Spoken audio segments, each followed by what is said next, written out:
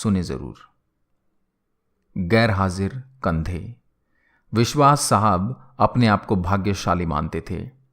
कारण यह था कि उनके दोनों पुत्र आईआईटी करने के बाद लगभग 1 करोड़ रुपए का वेतन अमेरिका में प्राप्त कर रहे थे। विश्वास साहब जब सेवानिवृत्त हुए तो उनकी इच्छा हुई कि उनका एक पुत्र भारत लौट आए और उनके साथ रहे। परंतु अमेरिका जाने के बाद कोई पुत्र भारत आने को तैयार नहीं हुआ। उल्टे उन्होंने विश्वास साहब को अमेरिका आकर बसने की सलाह दी।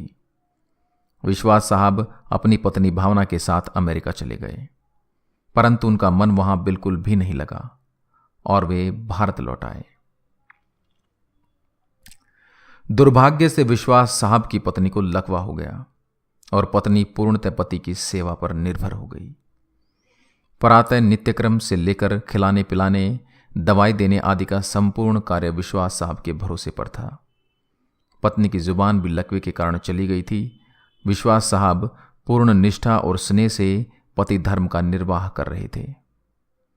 एक रात्रि विश्वास साहब ने दवाई वगैरह देकर भावना को सुलाया और स्वयं भी पास लगे हुए पलंग पर सोने चले गए। रात्रि के लगभग 2 बजे हार्ट अटैक से विश्वास साहब की मृत्यु हो गई। पत्नी प्रातः 6 बजे जब जागी तो इंतजार करने लगी कि पति आकर नित्यक्रम से निवृत्त होने में उसकी मदद करेंगे। इंतजार करते करते पत्नी को किसी अनिष्ट की आशंका हुई।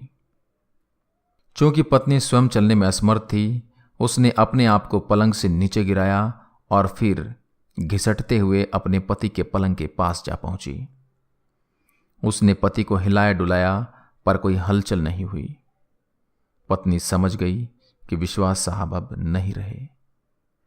पत्नी की जुबान लकवे के कारण चली गई थी, अतः किसी को आवाज देकर बुलाना भी पत्नी के वश में नहीं था। घर पर और कोई सदस्य भी नहीं था। फोन बाहर ड्राइंग रूम में लगा हुआ था। पत्नी ने पड़ोसी को सूचना देने के लिए घिसटते हुए फोन की तरफ बढ़ना शुरू किया। लगभग 4 घंटे की मशक्कत के बाद वह फोन तक पहुंची और उसने फोन के तार को खींचकर उसे नीचे गिराया। पड़ोसी के नंबर जैसे तैसे लगाए। पड़ोसी भला इंसान था। फोन पर कोई बोल नहीं रहा था, पर फोन आया था, अतः वह समझ गया कि मामला गंभीर है। उसने आस पड़ोस के लोगों को सूचना देकर इकट्ठा किया। दरवाजा तोड़कर सभी लोग घर में घुसे। उन्होंने देखा विश्वास साहब पलंग पर मृत पड़े थे तथा पत्नी भावना टेलीफोन के पास मृत पड़ी थी। पहले विश्वास और फिर भावना की मौत हुई।